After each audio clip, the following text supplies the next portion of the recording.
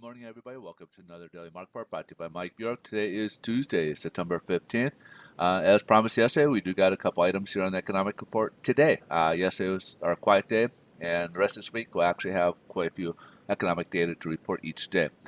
Today we'll start off with the Empire State Index. This is an index that measures the manufacturing in the New York region.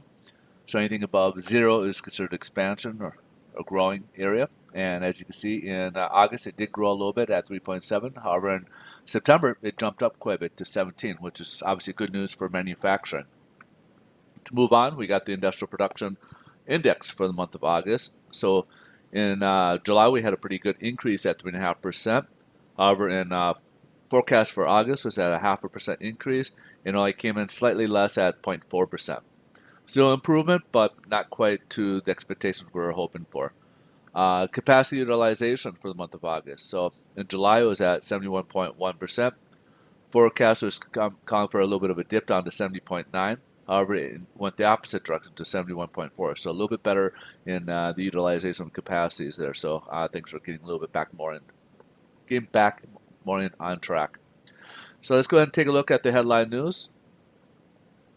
Stocks are up this morning. We're on the first day of the Fed FOMC meeting. They're going to begin their meeting today. Tomorrow we'll get their announcement. So be prepared. We could see some volatility tomorrow. If you recall, we had the policy announcement last month at their Jackson Hole, only about 2.5 weeks ago, at the Jackson Hole meeting, which was actually virtual meeting, and they kind of shook up the markets with their talk about averaging inflation will be based on average of the jobs. So we go up to like 2.5% or so. Most likely, they're going to probably be peppering him with a lot of questions and trying to get more definitive data to see what they could find as to what's going to lead to any change in rates and stuff. So be prepared for that. He could also be setting us up for more, maybe some tools if anything happens to try to stimulate the economy, and be prepared for that too. So tomorrow could be a pretty interesting day as to what could be brought up by the Fed. Today we got some stuff going on with the technology sector. We got some mergers going on with NVIDIA looking to purchase a company, and then Apple's giving a big announcement today on some new product lines. So stay tuned on that. So that's kind of getting the markets up a little bit today. I think the Nasdaq and Dow are both up over 100 points so far this morning. So let's see how this is playing on the bond market, see what's going on over there. Stock market yesterday pulled up quite a bit. So we were up here almost like pretty much like at zero, like unchanged yesterday. But then the day as the stock market heated up, we started losing that ground and actually lost. And now we're down below the 25 and 50-day moving average. So we end up closing down 9 basis points. Right now we're down another 5 basis points. This is going to translate to a little bit worse pricing than what we saw yesterday.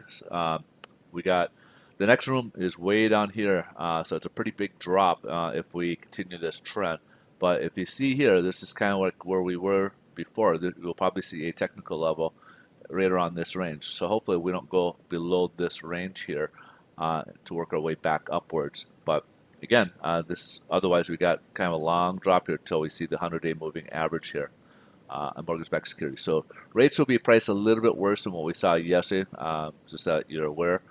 Let's move ahead to yields. Yields are working their way upwards. It's working its way above the 25-day moving average. Yesterday it was kind of between the 25 and the 100-day moving average, and it's sitting just at 0.68 right now for the day.